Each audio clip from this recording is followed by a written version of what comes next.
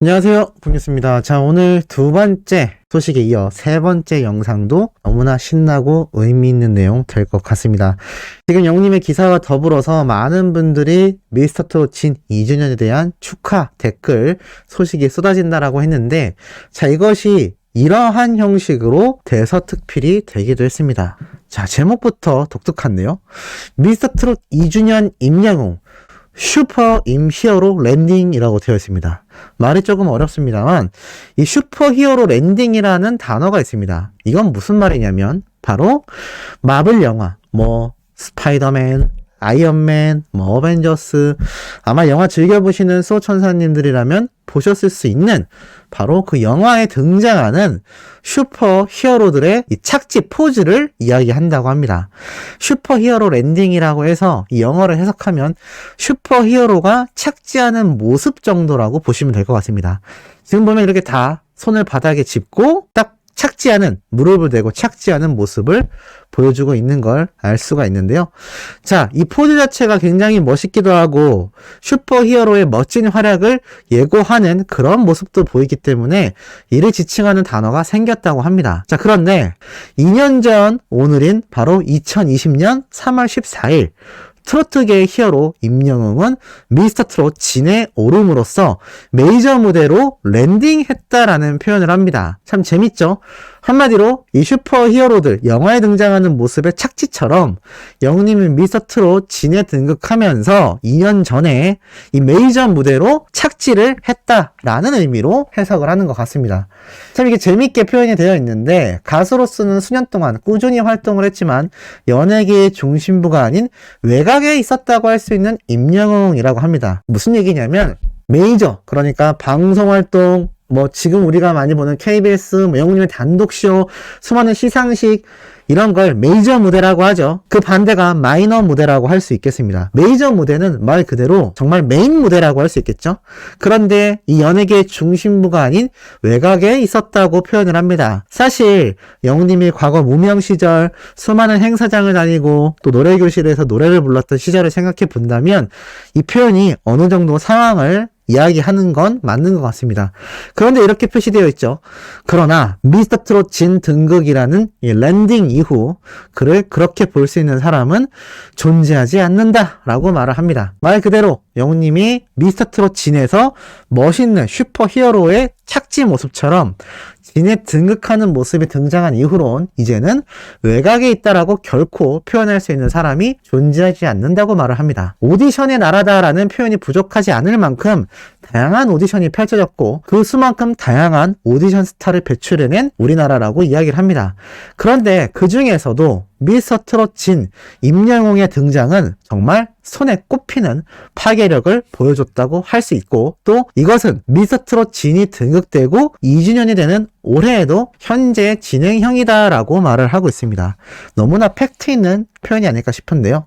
트로트 가수 중에서 정말 극히 드문 100만 구독자를 돌파해야만 받을 수 있는 골드 버튼 소유자이며 멜론 각종 음원 차트에 자신의 노래를 장기간 차트인시키는 음원 광자의 현존 최상위의 상들을 손에 넣은 그야말로 상복 보유자라고 합니다. 이 모든 게 현재 임영웅이 가진 다른 이름이다라고 극찬 표현을 하고 있죠. 다만 그의 성공이 온전히 그 자신만의 성공으로 끝났다면 그가 지금보다 더 큰 성공을 거뒀다고 하더라도 제목에 사용한 표현을 쓰지 않았을 것이다 라고 말을 합니다. 히어로 랜딩이란 건 나의 성공을 위해서 하는 것이 아니라 다른 어려운 타인을 도울 때 하는 것이기 때문이죠. 쉽게 말해서 이렇게 영화에서 등장하는 영웅들의 상황을 살펴보면 자신의 이익을 위해서가 아니라 누군가 어려움에 처했을 때 짠 하고 등장을 한다라는 거죠.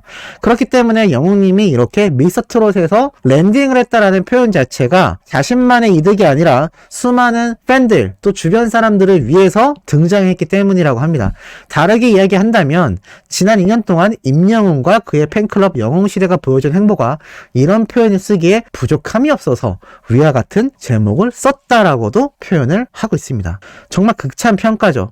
그렇기 때문에 아티스트 팬덤들의 사회공헌 활동이 활발히 이루어지고 있는 현 시점에서도 보기가 드물 만큼 사회공헌 협약을 체결한 임영웅 팬클럽 강원 영웅시대의 사례, 또 쪽방촌 도시락 봉사를 30번이나 넘게 진행하는 팬덤, 또 아티스트가 산불 이재민 구호를 위하여 1억을 내놓자 곧바로 2억 6천만 원을 내놓는 팬덤.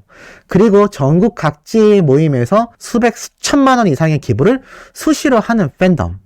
임영웅의 팬클럽 이 영웅시대 분들이 지난 2년간 보여준 행보는 실질적으로 시민단체와 가깝다고 할 정도로 활약의 범위가 넓고 기부의 규모가 크다라고 표현하고 있습니다.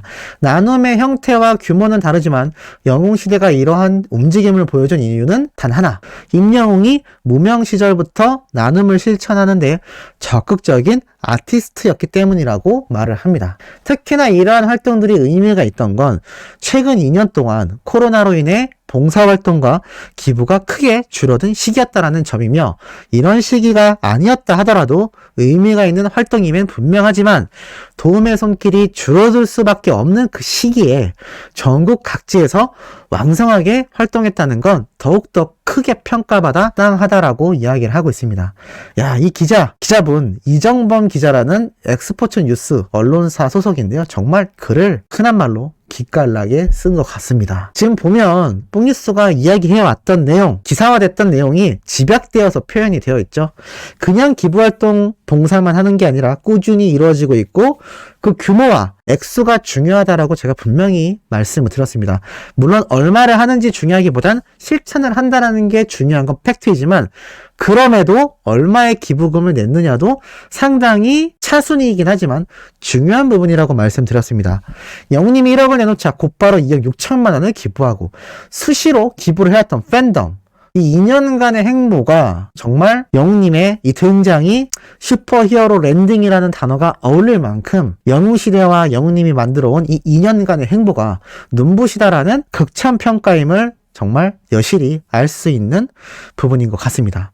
특히나 미스터트롯 등극 진 2주년인 올해에 정규 앨범을 발매 준비를 앞두고 있고 또 새로운 도약을 준비 중인 만큼 어떠한 기록을 만들어 나가게 될지, 또 팬들과 함께 어떤 선한 영향력을 실천하게 될지 이 궁금증과 기대감이 커진다고 하는데, 기자분만이 아니라 아마 대다수의 대중들이 같은 생각을 하고 있을 거라고 저는 예상합니다. 이 기자분이 이야기한 내용은 정리 차원이긴 했지만 그만큼 영웅님의 이 미스터트롯 진 이후에 보여준 행보가 그 이전에 묻혀 있었던 과거 시절 역시 너무나 멋졌지만 수면 위로 드러나게 된 미스터트롯 진 이후의 모습이 정말 갑벽했다라고 표현할 수 있겠습니다. 그런데 중요한 건 말이죠. 이게 시작이란 얘기입니다. 지금 영웅님이 방송활동을 본격적으로 한 게 몇 년 되지 않았습니다. 앞으로 5년, 7년, 10년, 20년 세월이 흘렀을 때 히어로가 과연 역사에 어떻게 남게 될까요? 아마 그때 가선 우리가 임영웅이라는 가수를 좋아하고 응원하고 있다라는 사실 자체가 자부심으로 다가오는 그런 순간이 올 것이라 확신합니다. 그렇기 때문에 영웅님의 이 노래 음원 파워가 수많은 팬들에 의해서 들려지고 있는 만큼 높을 수밖에 없다라는 건데요. 자, 여기에 대해서 오늘 이런 글이 또 하나 올라왔습니다. 유명 작곡가 조용수가 저작권료 가장 많이 받은 노래로 SG 워너브의 네 사람과 라라라를 꼽았다. 뽕뉴스 왜 상관없는 얘기를 하나요? 할 수 있겠습니다만 사실 그렇지 않습니다. 이 라디오쇼에 조용수님이 또 등장을 했습니다. 얼마 전 제가 다른 특정 프로그램에 조용수 작곡가님이 등장했던 얘기를 했는데, 오늘도 라디오 방송에 등장하여 영웅님의 노래 저작권료에 관한 이야기를 합니다. 뭐라고 이야기를 했느냐? 이 박명수의 FM 라디오쇼에 등장을 했는데요. 박명수 씨가 이렇게 얘기를 했습니다. 미스터트롯 때 호흡을 맞춰보던 그 당시보다 더 갸름해진 것 같다. 나이 드니까 젖살이 빠진 것 같다. 라고 다른 출연자의 이야기를 하기 시작합니다. 그러면서 이 조용수 작곡가가 무슨 얘기를 하느냐? 메가 히트곡이라고 할 수 있는 임영웅의 이제 나만 믿어요에 대한 화제가 나왔는데 얼마만큼 대박이 났냐라는 질문을 받자 이렇게 대답을 합니다. 워낙에 팬덤도 강력하고 그래서 지금도 2년 넘게 차트 1위를 하고 있다. 저작권료도 살펴보면 실제 순위보다 훨씬 많은 금액이 발생하고 있어서 깜짝깜짝 놀라고 있다라고 말을 합니다. 말 그대로 영웅님의 이제 나만 믿어요 저작권료에 매번 놀라고 있다라는 겁니다. 왜일까요? 매번 입금되는 이 저작권료가 순위도 순위지만 이 스밍하는 분들이 너무나 어마무시하게 많기 때문에 이분들의 스밍에 의해서 발생하는 음원에 대한 저작권료가 이 단위가 어마무시하다는 얘기입니다. 방금 앞에서 말씀드렸죠? 저작권료가 가장 많이 받은 노래는 SG 워너브의 네 사람과 라라라였다. 그런데 최근 들어서 가장 득세하고 있는 영웅님의 이제 나만 믿어요 저작권료가 깜짝 놀라게 만든다고 합니다. 그러면서 사실 박명수 씨가 임영웅 씨의 이제 나만 믿어요가 어느 정도로 대박이 났냐, 저도 정말 많이 듣는다라는 이야기를 하기도 했었습니다. 그러면서 이 저작권료에 깜짝 놀란다라는 조영수 작곡가의 말을 들은 박명수 씨는 이렇게 얘기를 합니다. 임영웅 씨 노래가 잘 되는 걸 보면 속으로 웃음이 많이 나오겠다 라고 말을 하고, 조영수 작곡가 역시 맞다, 너무 좋고 안 떨어지더라 라는 이야기까지 이야기를 했습니다. 자, 이렇게 지금 저작권료가 막강하다라는 건 물론 조영수 작곡가가 노래를 잘 작곡한 것이 큰 영향을 줬을 겁니다. 그런데 항상 말씀드리죠. 자동차를 운전할 때 차의 성능도 중요하지만 뭐니 해도 차를 운전하는 드라이버의 역량이 중요하다. 말을 탈 때 말도 중요하지만 말을 타고 말을 모는 기수의 역량이 더 중요하다라고 말씀드립니다. 가수의 노래는요, 노래도 중요하지만 뭐가 제일 중요하죠? 부르는 가수가 어떻게 부르고 누가 부르느냐가 가장 중요합니다. 자, 이 조영수 작곡가가 이렇게 어마무시한 저작권료에 대한 이야기를 했습니다. 지금 영님의 정규 앨범 거의 막바지 작업에 이르렀을 텐데요.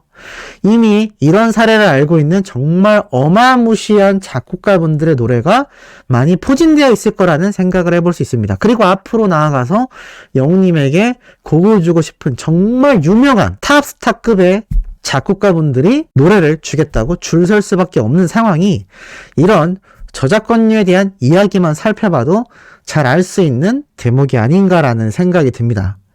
우리 소천사님들도 공감하시는지 모르겠네요. 자, 오늘 마지막 네 번째 영상도 놀랍고 팩트 있는 소식으로 돌아올 예정이니 구독, 좋아요, 알림 설정, 영님의 스밍 활동 지금처럼 열성적으로 해주시길 부탁드리며 이번 영상 여기에서 마치도록 하겠습니다.